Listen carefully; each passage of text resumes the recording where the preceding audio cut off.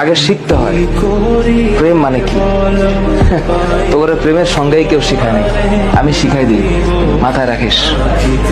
প্রেম শব্দের মানে হচ্ছে, এটা এখনকার মানুষ এটা শুনলে কেমন জানি ভিতরে একটা আউলা বাতাস লাগে। প্রেম শব্দের মানে হচ্ছে যত্ন। কেউ তোদের বলেছে? আজকে আমি বলে দিলাম, যার যত প্রেম তার যত্ন তত বেশি। আর এর সাথে আর একটা টুকুর করে একটা শব্দ মাঝখানে লাগিয়ে দিলেই খেলাটা অন্যভাবে ঘুরে যাবে। এই যত্নের নিঃশেষে আরেকটা শব্দ আছে দায়িত্ব, আর যত্নের ডান পাশে আরেকটা শব্দ আছে শ্রদ্ধা।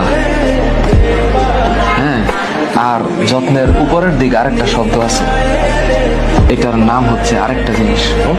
এটা মানে এটা এই সত্যতা, এটার নাম হচ্ছে প্রেম।